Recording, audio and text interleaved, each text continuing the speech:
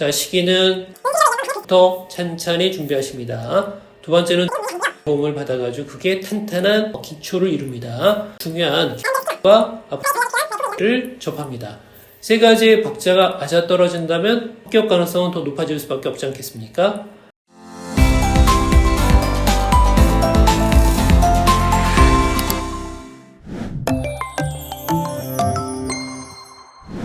여러분 안녕하십니까. 이투스에서 또 종로학원에서 오랫동안 논술을 가르쳐왔고 지금 현재 시대인재 리트에서 로스쿨 논술을 담당하고 있는 여러분들의 글의 중심을 잡아주고 있는 김중일입니다.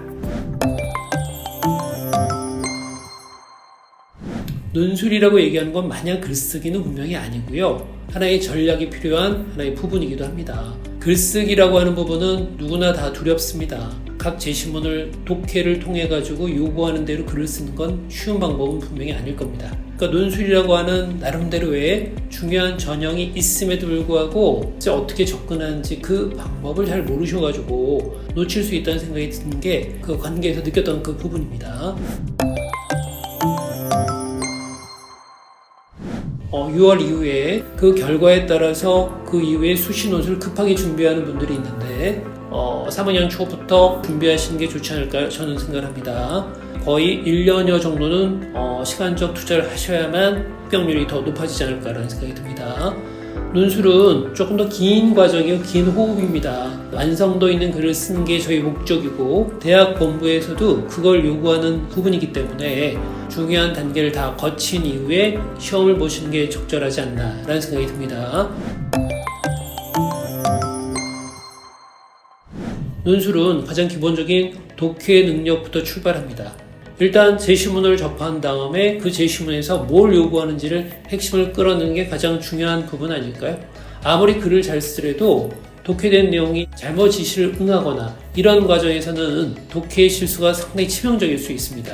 글을 먼저 쓰기 전에 독해에 대한 기본적인 폼을 여러분들이 익히는 게 가장 중요한 방법이라고 생각합니다. 독해에 대한 과정에서 어떻게 이걸 그 많은 제시문을 다 읽을 수 있느냐? 그건 물론 불가능합니다. 일반적으로 국어라고 하는 교과가 있고요. 사회탐구 과목에서 제시문을 보통 끌어내는 게 일반적입니다. 수험생들 입장에서는 희소식이죠. 일단 교과서에 있는 내용을 제시문으로 선택했고요. 거의 모든 대학들이 여러분들이 익히 3년 동안 공부하신 고등학교 교과서 내로 제시문이 정해져 있기 때문에 독해에 대한 두려움은 사실 많이 해소가 됐습니다.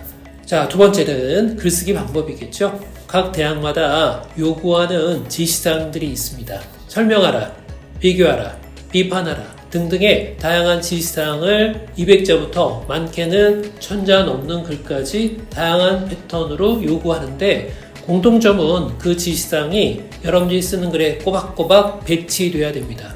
그러니까 우리가 자칫 잘못 글을 쓰면 자기 마음대로 자기가 의도하지 않았던 방향으로 글이 흘러나가는 경우가 많거든요. 이게 바로 논술이 조금 더 훈련이 필요한 이유 중에 하나겠죠. 에세이로 빠지지 않으려면 자기가 지시사항대로 어떤 걸 대학에서 요구하는지를 독해와 맞물려서 그걸 풀어내는 그 능력이 논술을 수시 전형에 집어넣은 이유라고 얘기할 수 있습니다. 논술 유형은 조금 복잡해요. 가령 대표적인 게 가천대나 경기대나 이런 학교들이 약수령 논술을 선택한 학교들인데 패턴을 여러분들이 적어도 일단 3학년 초 요때 결정하셨으면은 적어도 3학년 여름 즉 여름방 들어가기 직전에는 내가 어느 학교를 지원해야 될지 큰 윤곽은 드러나셔야 돼요. 여러분들이 빨리 일단 먼저 어떤 전형적인 방법을 선택하신 다음에 그 이후에 그걸 유형별로 나누는 겁니다. 학교마다 설명하기, 그 다음에 비교하기, 비판하기 그 구조는 굉장히 다양합니다. 그런데 내가 만약에 비교하기는 조금 더 잘 쓰는 편인데 비판하기가 좀 서투릅니다. 여러분들은 자기에 맞는 유형을 골라내는 게 중요하죠. 이렇게 유형을 잡아가지고 일단 그 학교의 역대 기출문제를 중심으로 연습을 하시는 겁니다. 축적된 자료가 많은 학교는 최근 역순으로 기출문제를 역으로 풀어가시는 겁니다. 내가 선택한 학교 위주로 기출문제를 풀다 보면은 학교의 유형이 잡히기 시작하겠죠. 일단 여러분들이 어느 정도 연습하신 다음에 기출문제가 더 이상 풀 문제가 없다 하면 비슷한 유형의 문제를 푸셔야 되겠죠. 보통 대성이나 아니면 종로 같은 또는 강남 청솔 같은 큰 학원들은 이런 기출문제를 응용한 예상 모의고사를 내고 이걸 지원한 학생들을 토대로 첨삭도 해주는 시스템을 가지고 있는데, 근데 이건 일부 학원에 불과합니다. 제일 좋은 방법 하나 더 알려드리면 팁이죠. 지원한 학교들이 일반적으로 모의 논술을 하는 학교들이 많아요. 그러면 이렇게 사전에 모의 논술을 통해 가지고 그 학교에 앞으로 전형에 대한 기본적인 예상을 또 할 수도 있겠죠. 이렇게 해서 준비했던 친구들이 사실 수시 논술에서 합격률이 당연히 높아지는 것도 사실이고요. 그거는 제 경험이기도 합니다. 대표적인 성공 사례는 과거에 초등학교 때 글 쓰는 게 전부 자신이 없어 했던 친구라는 기억이 듭니다. 3학년 초부터 준비를 했는데 처음에 글은 상당히 형편없었죠. 글에 대한 기본적인 주어와 수어의 구조도 깨지고요. 어휘 선택 능력도 굉장히 떨어졌습니다.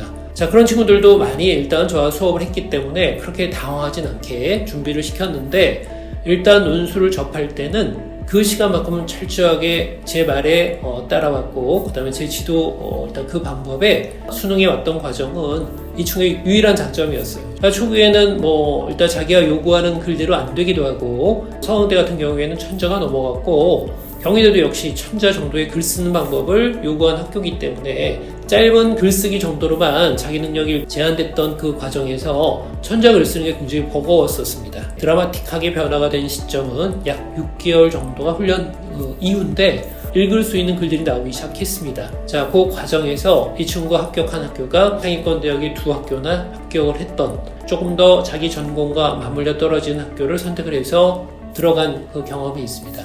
근데 이런 사례가 매년 2-3명씩 꼭 나옵니다. 지레에 내가 글쓰기에 대한 자신감이 없기 때문에 중요한 전형 하나를 놓치는 그런 우를 범하지 않으셨으면 좋겠습니다. 수시 논술에 대한 합격에 대한 열망으로 찾아오는 건 공통점이지만 처해있는 위치, 실력 다 다르죠. 근데 고집이 또 만만치 않은 친구들도 있거든요. 그동안의 학업 성취도 면에서는 최저 등급을 맞출 수 있는 가능성이 좀 불안한 친구들도 있겠죠. 특히 전문가인 제 의견도 사실 그 친구한테는 그렇게 어필하지 못했나 봅니다. 결과적으로 자기가 원하는 학교를 상위권 위주로 대학을 썼어요. 고3 고집은 꺾기 좀 힘듭니다. 그 등급을 죄다 맞추지 못했습니다. 결과적으로 6개 학교를 다 날린 거죠. 때로는 일단 현실과 조금 타협할 필요도 있는 거 아니겠습니까? 이렇듯 상위권 대학은 글쓰기에 대한 난이도는 둘째 문제고, 최저 등급이라는 조건을 어떻게 맞추느냐에 관련성이 있기 때문에 역시 여러분들의 학업, 전문가의 조언, 그리고 여러분들의 의지, 이런 것들이 결합돼 가지고 결과가 나와야 되지 않을까 생각이 듭니다. 제가 44개 학교라고 얘기했는데 그걸 다 살펴볼 수는 없고요. 특히 남자 지원생 같은 경우에는 여대를 다 뺀 나머지 학교들이니까 자기가 지원할 수 있는 구조가 대충 나오지 않겠습니까? 그 유형을 하나하나 분석을 한 다음에 내가 유리한 학교대로 이렇게 소팅을 한 작업이 유리하지 않을까 생각합니다. 단문 글쓰기의 대표적인 학교는 동국대와 단국대가 단문 글쓰기로 유리한 학교들입니다. 단국대 1-1 문항이 200자 정도의 유형이고요. 그 다음에 동국대도 1, 2번 정도의 유형은 거의 비슷한 수준입니다. 두 학교는 물론 구체적인 지시사항은 다릅니다만은 아무래도 국어 실력은 내가 어느 정도 되는데 긴 글쓰기가 좀 시간적 여유가 별로 없다라고 생각하는 분들한테 추천해드리는 건 약수령 논술입니다. 국어의 기초 개념과 수리 개념에 어느 정도 난이도를 가지고 있는 학교들이 대부분인데 약수령 논술의 대표적인 학교는 가천대가 대표적인 사례입니다. 국어 실력이 3등급, 2등급 정도로 왔다 갔다 하는 지원생들이 꽤 많이 지원한 학교가 바로 가천대입니다. 그러니까 이거는 순수한 글쓰기라기보다는 제시됐던 여러 가지 구조를 바꿔가는 형태의 논술이 약수령 논술이에요. 학교들이 대부분 다 최저 등급이 있는 학교들과 그렇지 않은 학교, 상위권 대학으로 올라갈수록 최저 등급은 박할 수밖에 없어요. 제 과목 합 6, 그러면 최소한 한 과목당 평균 2등급 이상은 높여야 되지 않겠습니까? 근데 고3 입장에서 이것도 만만치 않은 작업 아니겠습니까? 물론 최저 없는 학교도 있죠. 연세대나 단국대나 이런 학교는 최저가 없습니다. 근데 최저가 없는 그 부분에 비례해서 대부분 다 경쟁률이 상상 초월입니다. 전략이 필요하겠죠. 가령 내가 어느 정도 학업에 대한 자신감이 있는 분들은 상위권 대학을 두 군데 또는 세 군데를 쓸 수도 있고요.